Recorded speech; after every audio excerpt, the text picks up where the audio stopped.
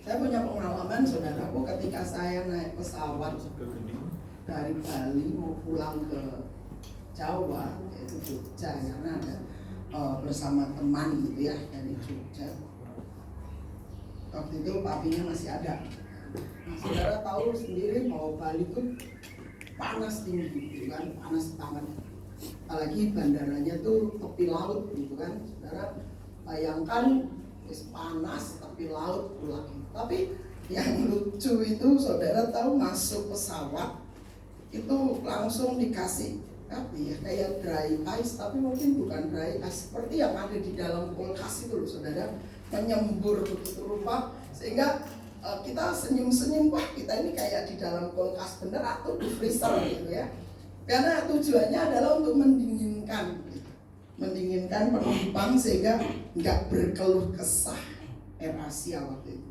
Nah saudara, setelah panas kemudian dikasih kayak dry ice gitu, kondisi di luar ternyata berubah cepat, gerimis saudara.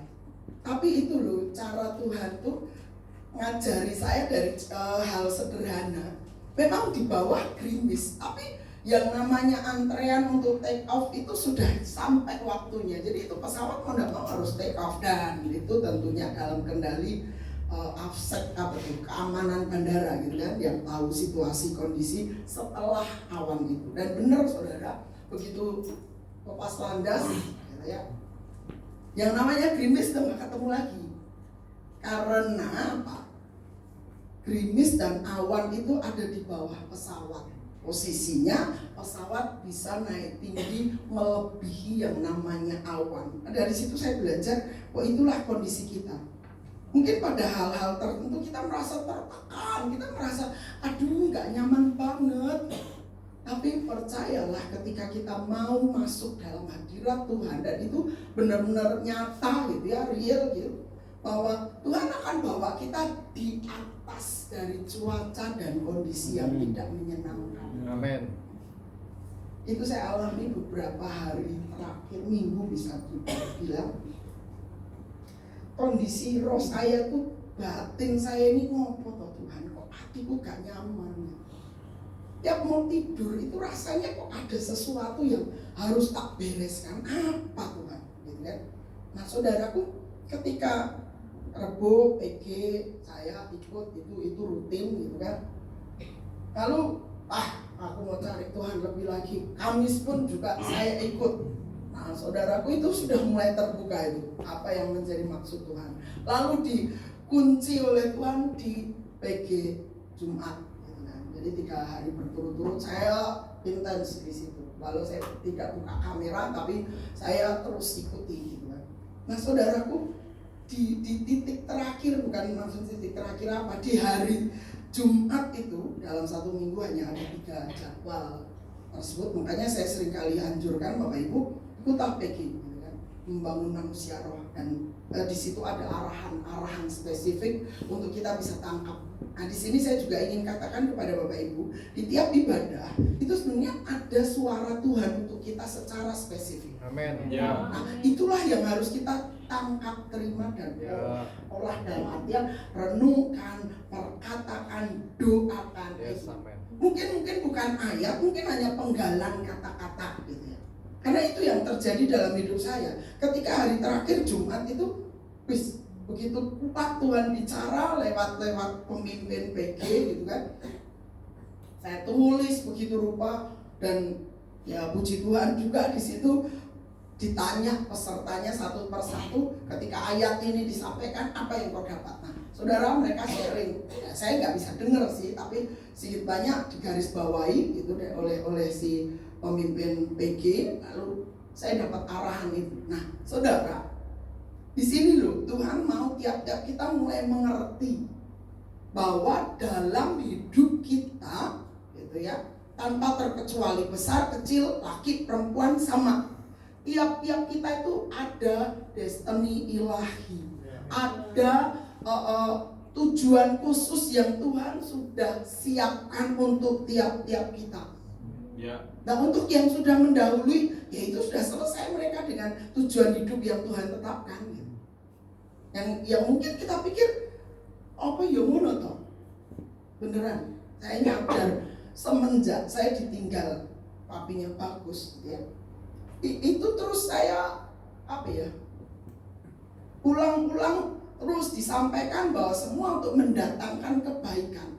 Nah, selanjutnya tahap demi tahap Tuhan mulai bukakan apa kebaikan yang Tuhan sediakan di balik peristiwa berpisahnya saya dengan suami gitu kan. Nah, saudaraku, akhirnya step by step itu mulai saya dapati, oh ternyata ini. Nah, salah satu terakhir adalah bagaimana emosi negatifmu seringkali mempengaruhi saya, mendistrak hidup saya, sehingga seringkali saya tanpa sadar gitu saudaraku, bukan tanpa sadar saya pingsan, bukan, tapi lebih kepada begitu saja reaksi negatif itu muncul dari saya untuk satu peristiwa kecil sekali. Nah di situ saudara, ketika hatiku merasa gak nyaman Tuhan, saya mau cari Tuhan, sehingga saya terus di samping doa pribadi kayak gitu-gitu kan. Nah itu PG 3 hari itu tak ikutin gitu. Nah, akhirnya di situ saya ketemu dengan sebuah solusi atau sebuah arahan yang Tuhan mau tiap-tiap kita juga tangkap. Karena gini, setahu saya yang pemimpin rohani terima dari Tuhan itu harus menjadi juga arahan bagi semua yang ada di bawah pengayoman. Itulah yang dimaksud dengan menyatukan pikiran. Supaya apa? Supaya apa yang saya alami dari Tuhan, Bapak Ibu juga terima dan alami itu. Amin. Saudara nggak hanya jadi penonton atau pendengar yang baik, tapi engkau juga alami yang saya alami. Gitu. Amin. Sama seperti ketika saya cerita, oh begitu saja nih, di sini ini udah nggak ada nih orang-orang jedul gitu kan, tumbuh nggak tahu apa itu. Mungkin orang bagian perkulitan mudeng itu tuh opo gitu kan. Tapi bagi saya it's no problem. Orang masalah jeneng. Pokoknya aku bilang ini paket salah kirim dan harus diambil sama si pengirim paket yang kurang ajar. Iblis. Karena prinsipnya, nah itu dia. Itu yang harus kita pahami. Tuhan sudah mengalahkan iblis, dosa dan maut. Itu harus terus engkau perkatakan, kau yakini. Karena itu semua ada di bawah kakimu. Ngapain dia harus engkau puja-puja? Ngapain engkau terbungkuk-bungkuk? Aduh masalahku, aduh susahku, aduh persoalanku, ekonomiku. Nggak waktunya lagi. Kalau model kayak gini, Tuhan akan merasa prihatin. Prihatin apa? Dia belum mengalami apa yang menjadi janji Tuhan. Nah itu sebabnya pagi hari ini saya mengajak Bapak Ibu lihat Yeremia. Kebetulan pembacaan harian saya juga sudah sampai di Yeremia, tapi belum sampai di pasal ini. Yeremia pasalnya yang ke-29. Ayatnya yang ke-11. Oke. Yeremia 29 ayat yang ke-11. Ini janji Tuhan untuk tiap-tiap kita, dan biarlah ini juga menjadi keyakinan kita. Oke, kita ketemu, kita baca sama-sama. Yeremia 29 ayat 11, 2, 3. Sebab itu aku ini mengetahui rancangan-rancangan apa yang ada padaku mengenai kamu, yaitu firman Tuhan, yaitu rancangan damai sejahtera dan bukan rancangan kecelakaan, untuk memberikan kepadamu hari depan yang penuh harapan. Itu final. Artinya final, itu loh tujuan Tuhan dalam hidup tiap kita. Tidak pernah Tuhan merancangkan hal buruk atas hidup. Amin. Kalau toh harus ngalami hal buruk, ada 3 hal. Masih ingat? Badai itu gitu ya.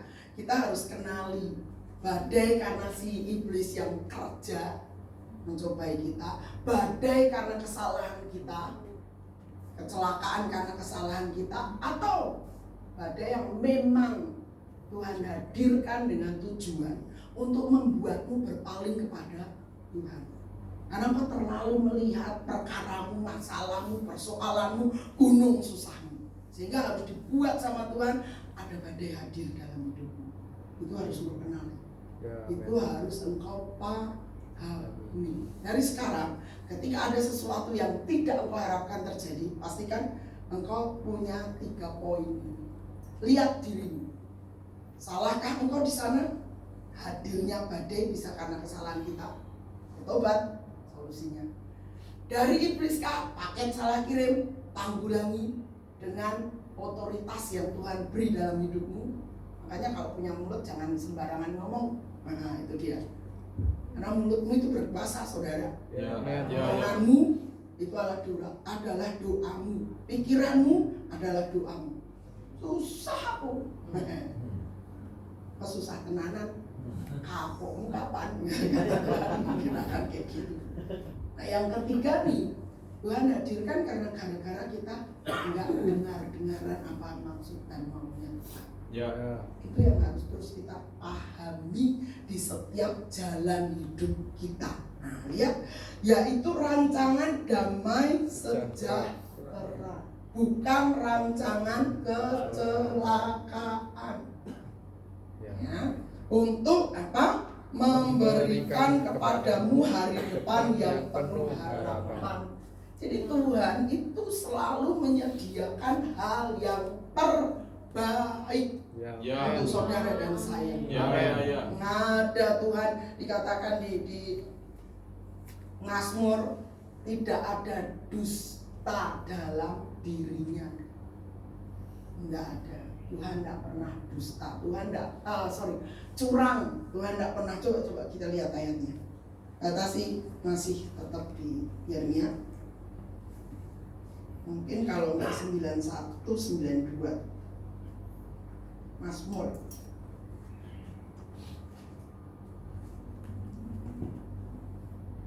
Ya, 92. 92 ayat 16. 15, 16. Kita baca sama-sama. Mazmur 92 ayat 15-16. Ketemu? 2, 3. Pada masa tua pun mereka masih berbuah, menjadi gemuk dan segar, untuk memberitakan bahwa Tuhan itu benar, bahwa Ia gunung batuku dan tidak ada kecurangan padanya. Tidak pernah curang. Nakali saudara, enggak. Malah memberi apa yang kau perlukan. Amin. Tuhan enggak pernah curang. Ngurangi saudara, ngopo. Semuanya itu milik Tuhan dalam kekuasaan Tuhan. Jadi pahami itu. Dia enggak pernah merancangkan hal buruk. Maka ketika ada hal buruk datang atas kita, sebaiknya kita segera introspeksi diri. Amen. Lihat diri dan kenali ketidakbaikan itu hadir karena apa. Saya ingin tiap-tiap kita mulai sadar tentang 3 hal itu. Ya, maka dikatakan pada masa tua pun mereka masih berbuah dan menjadi gemuk dan segar. Kemudian di sini bukan maksudnya gemuk badan nih. Nah, kalau toh saya menjadi gemuk, saya terus berusaha jadi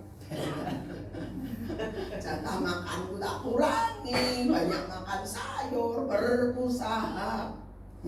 Alat ini cik nambah. Belum berhasil berarti. Atau memang Tuhan mau kasih saya tambah seger gitu.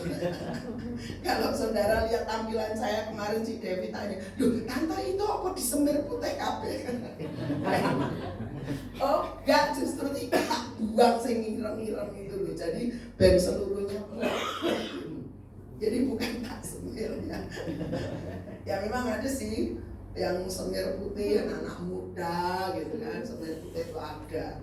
Tapi ini loh saudara yang perlu setiap kita pahami. Nah, ketika gitu ya, Tuhan itu merencanakan damai sejahtera dalam hidup kita, gitu kan? Ketika hatimu tidak sejahtera, seperti yang saya alami. Ketika hatimu ada tuntutan, ada suara yang terus berbicara, kok rapenak. Nah, kalau engkau terus menjaga hati nuranimu, saudara akan peka di situ. Maka apa yang kau buat? Engkau harus segera menanggulanginya. Kenapa? Karena itu akan membawamu semakin menjauh dari realita Tuhan. Itu yang harus kau waspadai. Tuduhan dari si jahat itu pasti akan terus berusaha mendistrakmu, entah lewat telingamu, lewat pandangan matamu, entah lewat hati nuranimu. Karena itu tujuan iblis memang mendistrakmu. Tapi itu yang harus kau pahami. Kau punya Tuhan yang begitu mengasihi. Maka dia mau kau tidak tinggal aku gak bisa apa-apa. Kau harus segera bangkit dalam kuasa dan mulai sadari apa yang bergulat di hatimu. Solusinya ketemu Tuhan. Bukan ketemu dokter, ketemu yang lain, atau bahkan ketemu saya pun belum tentu dapat solusi, saudara. Ada baik ya, mungkin saya bisa bantu, tapi ada baik adalah nomor siji ketemu Tuhan. Itu solusi terbaik. Kenapa? Karena kalau manusia tuh bisa aja cerita ke yang lain, tapi kalau Tuhan tutup rahasiamu, Tuhan tutup rahasia hatimu.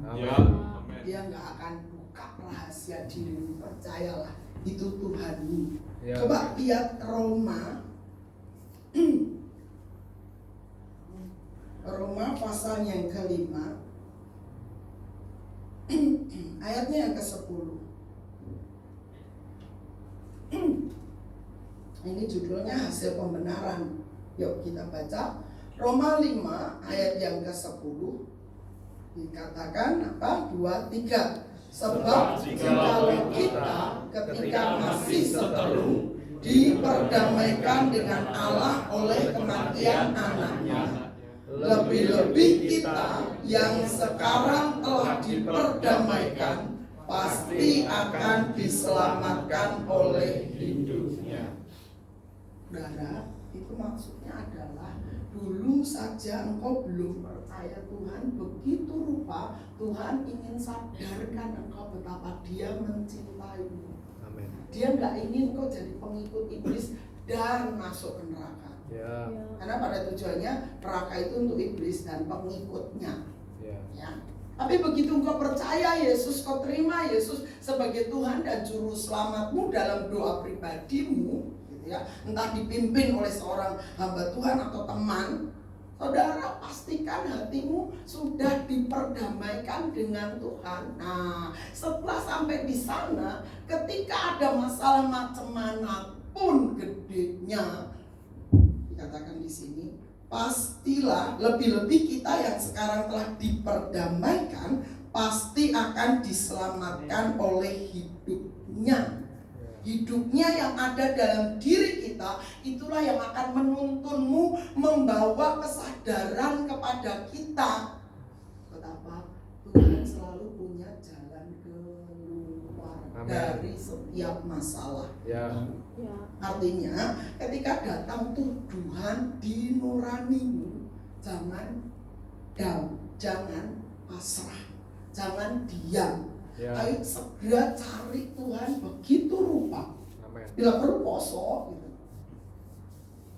Ada di sini yang masih suka puasa kecuali Tatan Senin Kemis tuh. Masih tak Senin Kemis ya? Hah? Sok lali. Malam sampai pagi. Tapi puji Tuhan loh, ya gitu-gitu Tatan masih rajin Senin Kemis. Oke, gitu. Nah yang lain tuh mungkin ya Senin Kemis, mungkin hari lain. Oke, bagus. Itu program dia juga itu.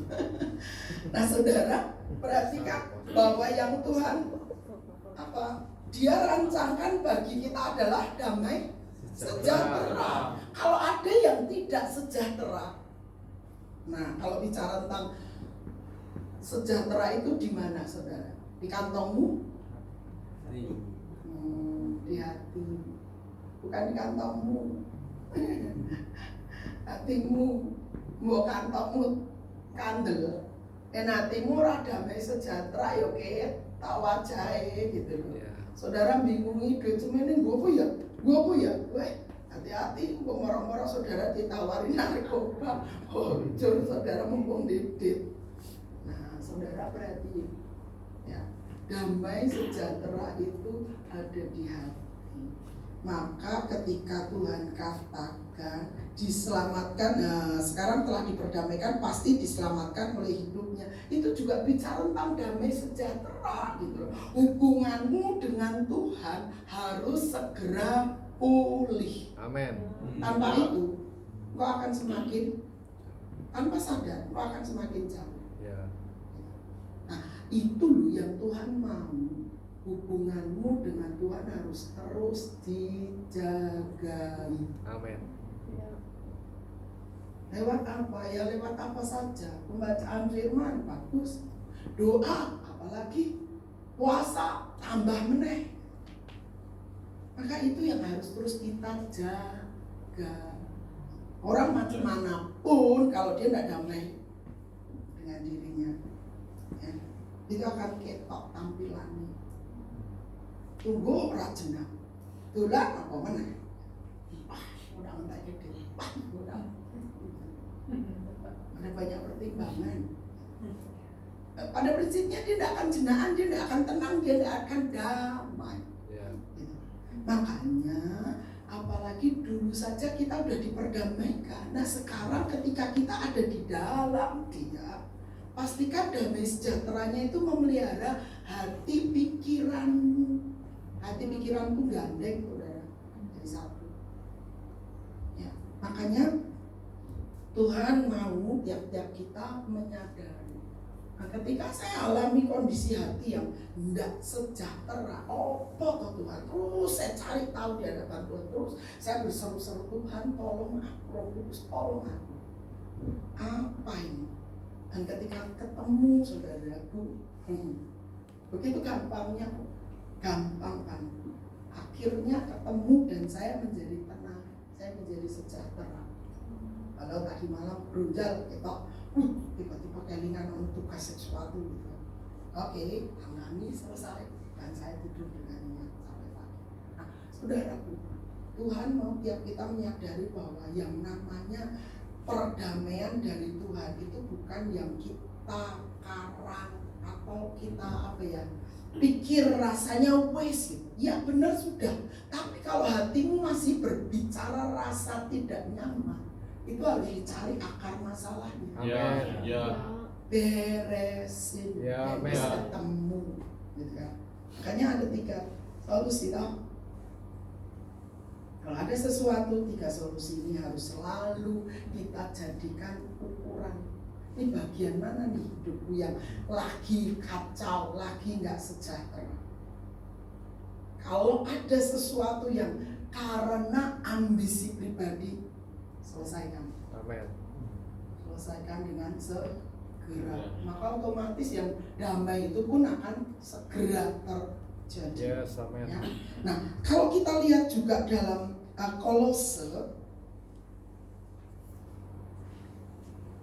Kolose pasal 1 ayat 22. Oke. Kolose 1 ayat 22. Ketemu? Yuk kita baca kembali bersama-sama 2, 3. Sekarang diperdamaikannya di dalam tubuh jasmani Kristus oleh kematiannya, untuk menempatkan kamu kudus dan tak bercela dan tak bercacat di hadapannya. Nah itu dia. Itu tujuan Tuhan.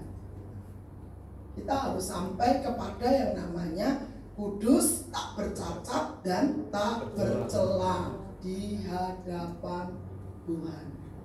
Kalau di hadapan pembesar mah kita bisa istilah kata jaim gitu kan. Tapi di mata Tuhan tidak ada tuh jaim-jaiman. Jaga image. Ada. Semua terbuka. Semua ketok di mata Tuhan. Apa yang harus kita buat? Ya beresi saja. Gampang beresi. kalau ada sesuatu ganjelan, apalagi itu yang disebut emosi negatif, gitu ya. Positif, overthinking atau apa tuh kalau yang jelek, mulai mikir yang elek. Filipi 4 ayat 8, pikirkanlah hal-hal yang baik, benar, kudus, suci, yang tidak yang mendatangkan, maksudnya yang mendatangkan pujian bagi Allah. Dalam terjemahan yang lain malah dikatakan pikirkanlah hal-hal yang baik. Manusia tuh apa ya? Seringkali karena udah terpola gitu ya. Yang ono sesuatu lebih cepat berpikir jeleknya. Lebih gampang ketemu jeleknya. Gampang banget. Oh, ki mesti ngene iki. Ki mesti ngene. Itu mulai belajar buang. Amin. Memang kita enggak begitu saja jadi kudus, tak bercela dan tak bercacat, tapi sadari itu proses hidup selama hidup kita. Kita belum mati, ya otomatis itu masih terus berjalan. Tuhan mau tiap kita mulai menyadari inilah yang harus aku benahi. Pasti Roh Kudus akan kasih tunjuk. Amin. Apa yang kurang berkenan gitu. Kadang saya berpikir, sudahlah aku bilang gitu. Itu urusan dia mbek Tuhan, ben baik, doa no baik. Memangnya gitu harusnya, kalau usah mikirin orang lain gitu. Susah-susah ngapain mikirin orang lain? Orang lain belum tentu mikirin saudara. Pikirin aja diri kita dengan Tuhan gitu. Maksudnya gimana sikap hati kita, gimana hubungan kita dengan Tuhan. Itu yang penting. Amin. Sebab dasarnya adalah sekarang diperdamaikannya di dalam tubuh jasmani Kristus oleh kematiannya untuk menempatkan kamu. Itu tujuan, menempatkan kamu kudus, tak bercela dan tak bercacat di hadapannya. Lewat korban Kristus kita diperdamaikan. Maka ketika ada tuduhan dalam hatimu, kowe sopo, kowe, atau mungkin orang lain juga ngeremehin saudara, apa yang harus engkau buat? Di mata Tuhan aku berat. Jadi saudara nggak makin terpuruk gitu. Dan Tuhan nggak mau kok saudara kayak gitu. Tuhan maunya adalah saudara terus ada di hadapan Tuhan. Kalau oleh kondisi dan keadaan saudara sempat gitu ya, sempat pusing, bingung gitu, terdistract dengan dirimu. Aku kok kayak gini Tuhan, aku kok kayak gini Tuhan. Nah, itu waktu yang baik untuk saudara kembali kepada tracknya. Amin. Kita ini memang belum sempurna, tapi ingatlah tujuan Tuhan dalam hidup kita. Tuhan mau kita kudus, terus tak bercela dan tak bercacat. Itu maunya Tuhan. Kalau engkau masih eyel-eyelan nama Tuhan gitu, eyel-eyel, lah aku udah ngisoi Tuhan. Wah, kayak saya ngisoi pendeta, kayak saya stop. Ngomong saja dengan dirimu. Kalau mulai pikiranmu kayak gitu-gitu gitu, mulai berdebat, mulai membenarkan dirimu, aku jadi mau aku anak Tuhan bukan pendeta. Nah, kau harus langsung hardik pikiranmu. Kenapa? Karena pikiran ini kalau nggak di manajemen dengan benar, itu yang akan menyerongkanmu dari tujuan. Itu pasti. Semua itu mulai dari sorry ya saya bilang, pembunuhan itu tidak begitu saja terjadi. Biasanya dimulai hati yang mulai jengkel, disimpan, tambah meneh jengkel, disimpan terus akhirnya terjadi bom waktu meledak. Jadi artinya segala sesuatu dosa itu juga tidak begitu saja gitu. Itu yang harus engkau waspadai justru. Jadi apa yang harus kau buat? Begitu ada sesuatu yang kau rasa tidak nyaman, dalam artian damai sejahtera dalam dirimu mulai kehilangan, mulai hilang. Apa yang kau buat? Engkau harus cari wajah Tuhan. Amin. Ya. Cari Tuhan, ngopo Tuhan. Ya aku kok rasa kayak gini yo. Jangan tanya orang lain, makanya aku bilang. Ya. Tanya dirimu, tanya sama Tuhan. Ya. Kenapa? Karena di situ solusi yang utama dan Yes. pertama. Amin. Amin. Karena dengan seperti itu loh saudara, saudara nggak perlu harus terjadi ya non sewu perselingkuhan. Karena bujuku gini sih, bujuku begitu sih. Nah, ada alasan-alasan itu nggak ada. Amin. Kenapa? Karena aku udah ketemu Tuhan. Ya. Kau punya tanggung jawab dengan Tuhan. Ya. Ya. Nah, dan kau mulai. Saudara tahu ya, saya ini sejak menikah gitu, saya buka semua rahasia saya tentang masa lalu saya. Sama waktu itu masih calon gitu ya. Apalagi sudah jadi istrinya gitu. Saya buka semua. Ini saya pakai begini. Ya dia mau terima saya oke. Tapi, nah itu dia. Saya catat dengan diri saya sendiri. Saya akan jaga kekudusan sebagai seorang istri, sebagai seorang ibu. Dimanapun loh. Saya ini sering kan Bapak Ibu lihat saya pergi di moro-moro tekan Jawa Barat, tekan nanti apalagi waktu saya awal-awal menikah gitu kan, pulang balik ngajar Kalpin di Semarang gitu, naik bus gitu. It's okay bagi saya, bus itu langgananku, nggak masalah. Saya nggak butuh kendaraan saya khusus itu enggak. Itu hampir mudah saudara. Nah, akhirnya dan saya bersyukurnya bojoku tuh percaya. Nah justru itu loh saudara, karena dia percaya aku jagai kepercayaan itu sampai beliaunya dipanggil Tuhan. Amin. Saya tetap strict dengan hidup saya. Kenapa? Karena saya punya tanggung jawab sekarang, bukan hanya sama suami, terlebih sama Tuhan yang matanya melihat, mengawasi dan mengenali saya dimanapun saya mau tersembunyi di liang semut sekalipun istilah saya, dia melihat. Bahkan yang tak sembunyikan di sudut hatiku terdalam, Tuhan tahu. Ya. Artinya apa? Tiap-tiap kita ini punya tanggung jawab ya Tuhan. Ya. Dan itu bukan kata-kata klise, Ya. itu bukan kata-kata cuma omong, tapi itu terbukti dengan perjalanan hidup 34 tahun pernikahan. Ada orang yang coba begini membelokkan saya begitu. No, cukup siji. Bahkan ada teman yang kalau begini boleh penyakit, saya cuma ternyata orang itu dianya sendiri yang mau nikah gitu. Dia janda sudah lebih lama dari saya gitu. Oh ya monggo kalau saya sih itu prinsipku boleh penyakit ngapain bojo siji.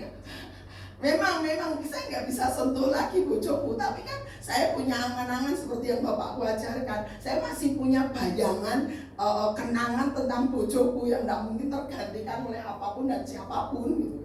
Jadi bagi saya hidup, mau aku sampai tahun kapanpun dipelihara Tuhan, diberi umurku tetap satu saja bojoku. Jadi artinya bahwa Tuhan itu segala-galanya. Sekarang ini aku udah nggak melayani bojo gitu kan, tapi saya melayani Tuhan lebih bulat lagi artinya. Dan saudara, itu dia yang Tuhan mau kita jagai adalah Dia sudah membawa kita sampai di titik ini, sampai di perjalanan usia kita yang sekarang. Nah, apa yang menjadi tujuan Tuhan itu yang harus terus menjadi bingkai hidup kita. Kudus, tak bercela, tak bercacat. Itu mutlak, saudara.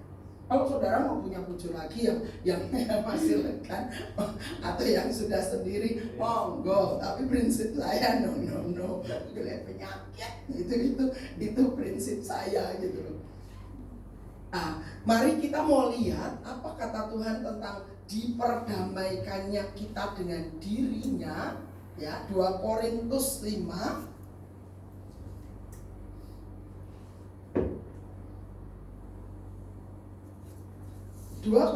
ayat yang ke-20. Nah, ketemu? 2 Korintus 5 ayat 20. Yuk kita baca sama-sama. 2, 3. Jadi kami ini adalah utusan-utusan Kristus, seakan-akan Allah menasihati kamu dengan perantaraan kami. Dalam nama Kristus kami meminta padamu, berilah dirimu didamaikan dengan Allah. Kondisi macam manapun di hidup kita, naik turunnya hidup kita, percayalah Tuhan sudah memberi dirinya untuk memperdamaikan kita dengan Allah, dengan dirinya, dengan Tuhan. Tuhan itu ya Allah, Allah itu ya Yesus Kristus. Ojo itu, ojo saudara, ojo bingung ya. Amin. Bingung nggak saudara? Ojo bingung. Ini bukan bicara tentang teologi ya, tapi ini bicara tentang keyakinan. Dasar keyakinan yang harus kita bangun. Yesus Kristus adalah Allah, Allah adalah Tuhan, Tuhan adalah Bapa, dan Bapa itu adalah Firman. Makanya firman itu hierarki tertinggi harus dalam hidup kita.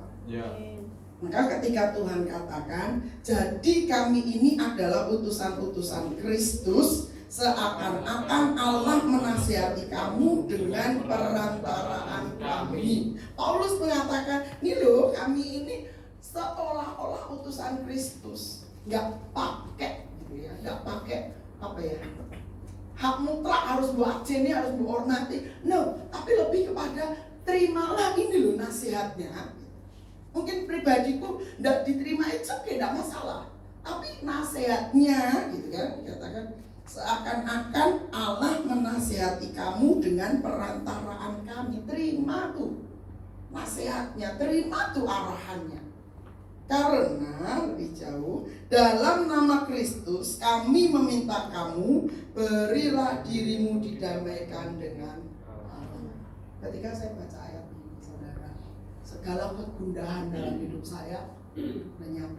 Kenapa? Karena kemudian terjawab sudah bahwa dengan Allah yang memiliki rencana agung atas hidupku dan hidupmu, Dia tidak mengizinkan kecelakaan, Dia tidak merencanakan kecelakaan, melainkan damai sejahtera atas tiap-tiap kita. Amin.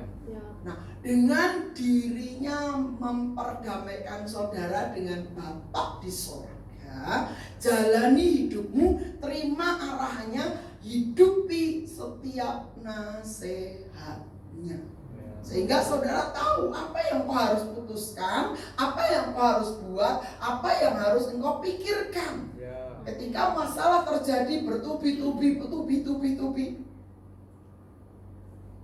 saudara tidak perlu hilang akal. Saudara juga tidak perlu hilang arah. Karena engkau tahu dengan pasti hidupmu telah diperdamaikan dengan Bapa di sorga lewat kematian Kristus. Supaya ketika engkau mengalami kondisi di lembah kekelaman sekalipun, ada dalam curahan hujan selebat apapun, tapi ketika engkau membiarkan Tuhan bawa engkau naik ke realitanya, ke hadiratnya, engkau akan menikmati itu tanpa ada hambatan. Makanya tadi saya cerita tentang yang awal tadi, bagaimana di bawah kondisinya kayak gitu, gerimis hujan. Tapi begitu pesawat take off dan di atas awan, nah itu dia, di atas awan selesai semua pergumulan tentang cuaca. Burung-burung apa namanya, Raja Wali pun kayak gitu. Dia suka badai. Tujuannya apa? Ketika dia naik terbang di atas badai, dia bisa menikmati badai itu, mengembang-ambingkan dia kayak di ayun-ayun. Dia menikmati itu. Saudara tahu, hidupmu tuh dalam kondisi-kondisi tertentu itu memang Tuhan setting untuk saudara bisa terus mengandalkan Tuhan. Karena kadang manusia tuh tanpa sadar, alah barang cilik, masalah cilik Tuhan, gak perlu aku doa, aku iso. Ya Pak ya. Banyak kali kita mengalami yang kayak gitu. Makanya di sini yang Tuhan mau ingatkan kepada kita, ingat, engkau sudah diperdamaikan dengan dirinya lewat korban Kristus. Maka apapun situasi dan kondisimu, Bapak tidak menolakmu. Ya. Asal engkau tidak menolaknya, Ya. Amin. Ya. Bapak tidak akan pernah menolakmu. Amin. Dengan catatan bukan engkau yang menolak dia. Ya. Ya. Jadi Bapak Ibu, pagi hari ini Tuhan mau apapun pergumulanmu, apapun masalah yang menekanmu hari-hari ini, ambil keputusan. Aku mau menang dan aku mau selesaikan semua Yes. permasalahan. Amin. Ya. Kalau engkau harus bertobat, bertobat saja, nggak usah payah-payah, nggak usah susah-susah, nggak usah pusing-pusing. Bertobat Ya. gampang. Caranya, tak ajarin. Kita ngomong sama Tuhan, Tuhan aku salah dalam hal ini. Nata keuangan, mungkin ini tentang problem ekonomi. Aku besar pasak daripada tiang, ampuni aku Tuhan. Saya aku mau menata ulang konsep tentang ekonomi. Ada sebuah cerita saudara, mungkin saudara juga pernah dengar, bagaimana Dad Stephen tuh ada seorang jemaat yang datang, wah saya ini dililit utang gede banget ini.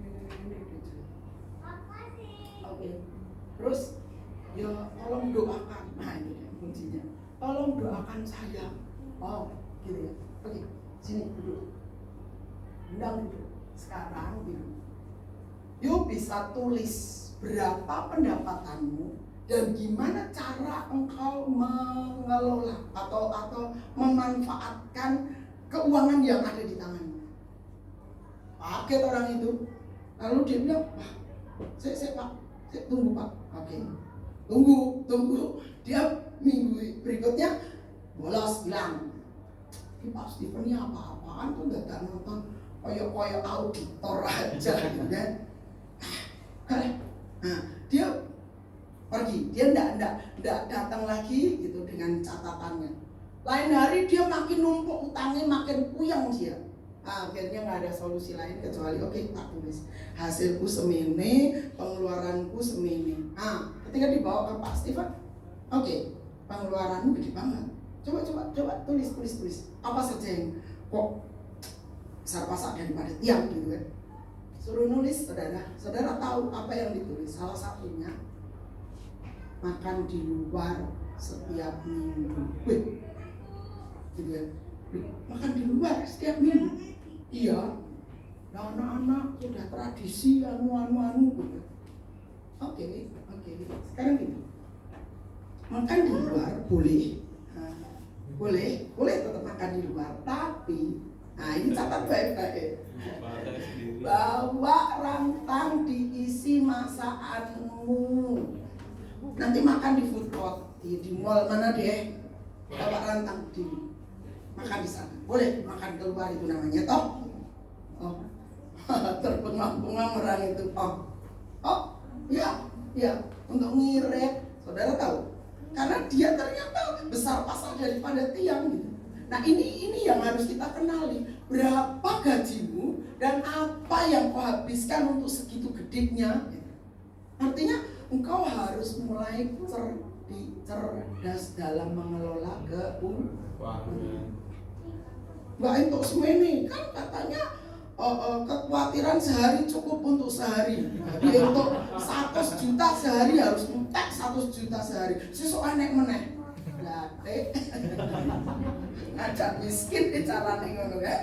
Nah, saudara, singkat cerita nih orang akhirnya ya awalnya mungkin terpaksa. Dia harus mendisiplin anak istrinya. Oke, kalau gitu wis kita isen bawa rantang dhewe, wis gak usah stop tidak makan di luar. Dan semua pengeluaran yang tidak penting sama Pak Stephen dicoreti. Iki opo? Gak penting iki opo? Gak penting. Banyak yang dicoreti. Akhirnya dia hanya terbengong-bengong dan dia sedikit bergulat untuk nyampein kepada istri anaknya. Tapi demi dia bisa melunasi hutangnya tanpa harus berhutang. Biasanya kan orang kayak gitu untuk bisa menutup hutang boleh hutangan meneh. Wah itu kocor itu apa meneh sing digoleki pinjol Gus. Wes itu cilaka mbok 13 kali. Nah akhirnya lambat tapi pasti. Ketika orang itu menaati arahan, dia bisa bebas dari utangnya, dia bisa lunasi semua utangnya.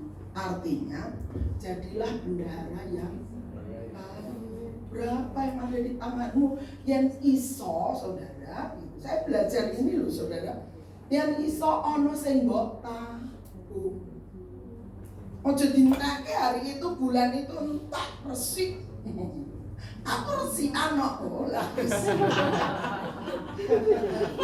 Yang punya masalah kapokmu kapan gitu. Tinggal kayak gitu aja wes. Pendetanya doakan Pak biar saya dapat lubang lagi atau saya bisa kerja yang lain lagi lebih gede nutup utangku.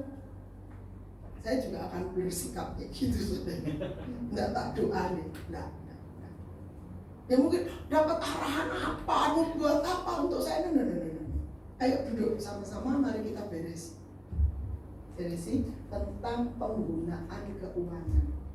Kenapa? Bendahara yang baik ketika disuruh tuannya untuk mengeluarkan buat proyek sana, dia taat lakukan. Tapi ketika wes gak usah nyumbang kayak wes gak, tuannya ngomong gak usah nyumbang, ya dia harus taati juga, gak usah nyumbang gitu. Artinya apa? Ketika engkau dipercaya, gak usah ngomong yang gede, yang cilik. Kan dikatakan bendahara yang baik itu dia setia dengan hartanya dari kecil. Kalau dari yang kecil aja dia bisa tidak selewengan, tidak macam-macam, dia bisa pada ketikanya dipercaya yang lebih gede. Tapi kalau yang lebih gede nanti mulai mikir sing aneh-aneh, siap-siap di-stop sama Tuhan. Tuhan itu jagonya segala sesuatu. Naik turunkan orang itu jagonya Tuhan. Nggak usah ragu tentang itu. Ya. Makanya di sini Tuhan mau ajari kita. Apapun kondisimu, apapun pergulatan dalam hidupmu, ayo nomor satu cari wajah Tuhan, cari pendapat Tuhan, beri dirimu untuk Tuhan kasih nasihat dan taati. Hanya dengar, ya Tuhan aku mendengar dan no, harus taati. Kalau engkau sudah sepakat cari wajah Tuhan, engkau juga harus sepakat menaati. Titik. Gak ada koma loh ya. Menaati yen. No. Menaatimu telak. Gak ada kata lain. Oke, mari kita datang sama Tuhan. Ingat, Tuhan merancangkan hal yang baik atas hidup kita. Dia tidak pernah merancangkan hal buruk, apalagi yang namanya kecelakaan.